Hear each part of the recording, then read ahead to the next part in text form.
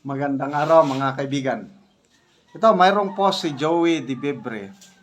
Posted 11 hours ago. Sabi niya, posting this as a double agent.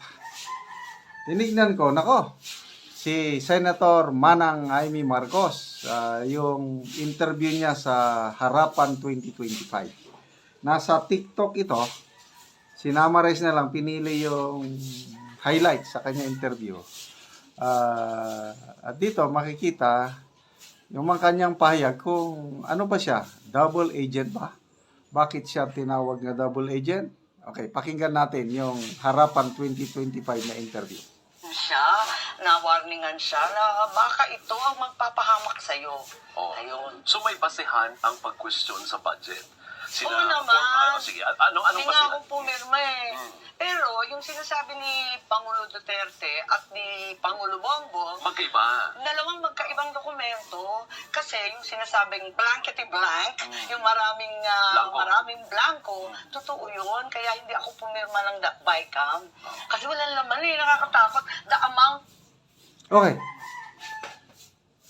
Lumalabas na si Senator Amy pala ang unang nakadiscover sa blank items sa BICAM. Kaya lang, hindi siya masyadong, kung nagsalita man siya, very generalized.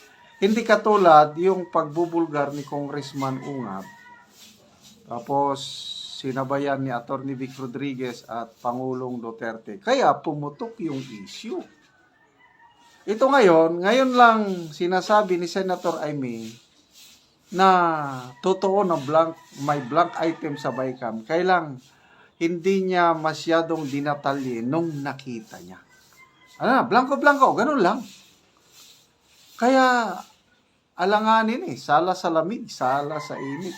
Sayang, ito na sanang pagkakataon niya, yung talagang nagreklamo siya na yung may galit o yung may passion siya nga, this is wrong. Kapatid siya ng Pangulo eh. Sayang, noon pa sana niya hinighlight ito. Ngayon lang, nagsasalita na siya nung hinighlight ni Congressman Ungab, Atty. Vic and PRRD. Kaya dito siya na pagbibintangan na double agent.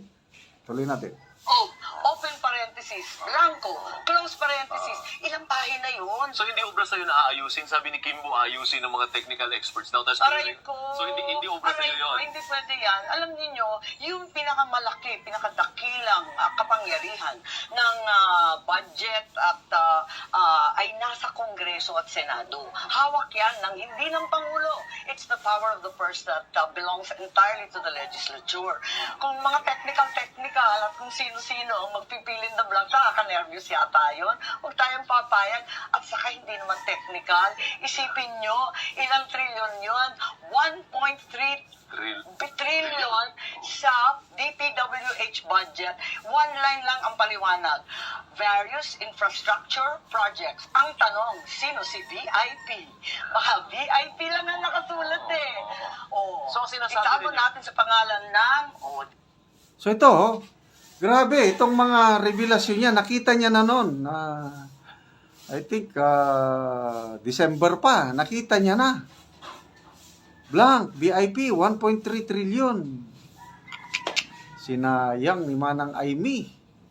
Wala siyang ganitong paliwanag. No? Bakit hinintay pa niya na interviewin siya ng Harapan 2025, ABS-CBN, bago niya isiwalat ang mga ito. It's a missed opportunity. Naging bida sana siya nung una, siya na ang talagang nagreklamo dahil siya ang unang nakakita. Sino ang kon ngayon? Di sina Congressman Ungab, PRRD at Atty. Vic dahil sila yung gumawa ng hakbang. Yun, nagsampa ng petition sa Supreme Court. Ganon dapat. Si Manang Amy is, malamya yung kanyang Yun nga, sala sa lamig, sala sa init. Sino? Sige, Ewan, hindi ko alam. Bakit VIP? Kasi wala na nakalista, 1.3 trillion. Walang listahan. Sino nga may pakana Tama nun? ba yun? Hindi ko alam. Oo. Basta dumating na lang sa amin na ganun. So ang sinasabi mo ay labas dito ang presidente.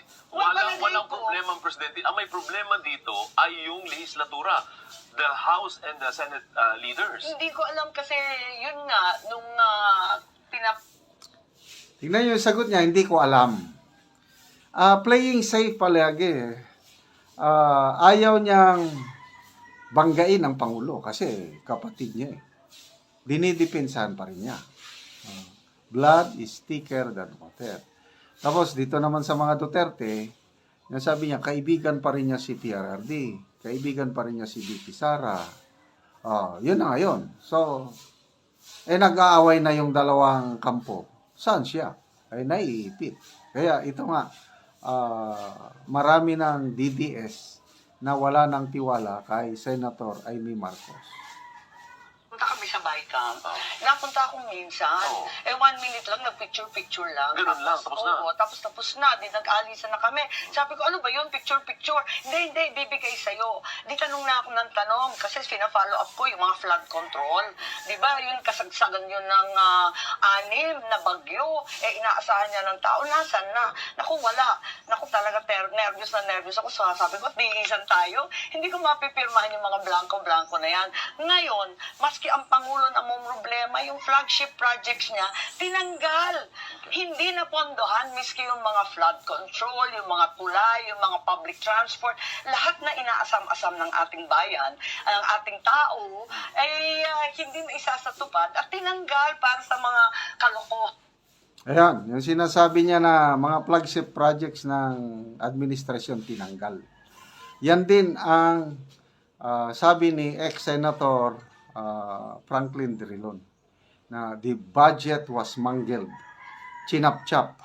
Yung National Expenditure Program wala na, hindi mo na mahagilap dahil pinagtatanggal.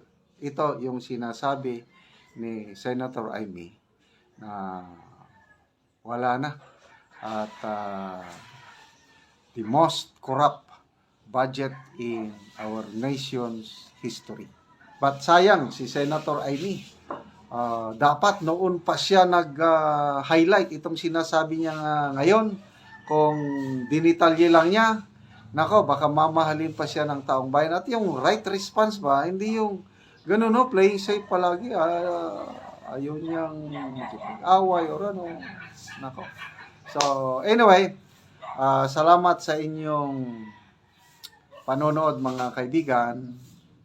Nakakatulong po kayo indirectly dahil yung income natin sa channel na ito nagagamit natin sa pagtulong sa Talaandig Tribe o Bukidnon.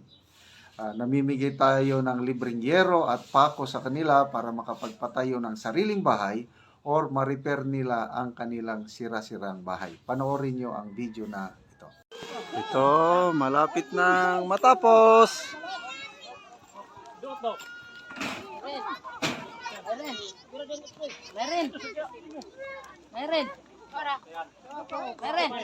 Meron. Oy.